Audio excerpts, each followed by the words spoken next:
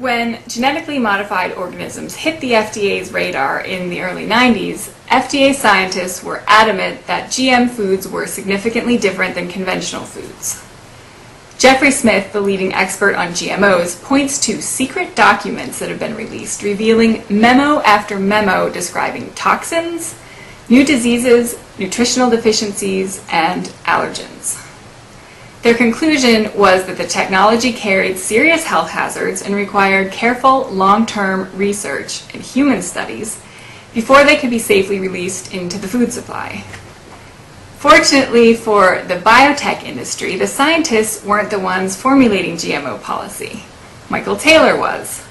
And choosing to ignore the truth, he crafted the FDA's policy to state that there were no significant differences and that GMOs were substantially equivalent to conventional foods. Because biotech companies contractually forbid anyone who buys their products from publishing research findings, there's very little hard evidence of the actual effects of GM foods. What we can clearly see is a decline in general health in the US subsequent to GMOs entering our food supply in 1996. Over the next 9 years, multiple chronic illnesses nearly doubled from 7 to 13%. Allergy-related emergency room visits doubled, while food allergies, especially among children, skyrocketed.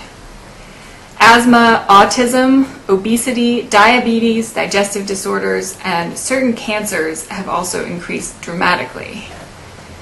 One of the world's top biologists has concluded that GM foods are largely responsible for these increases.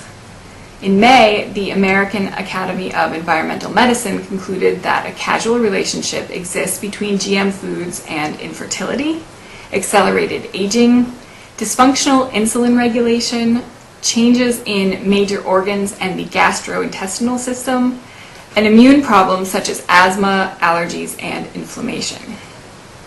In July, a report by 8 international experts determined that the evaluations of GMOs by both regulators and biotech companies, quote, systematically overlook the side effects and significantly underestimate the initial signs of diseases like cancer and diseases of the hormonal, immune, nervous, and reproductive systems, among others.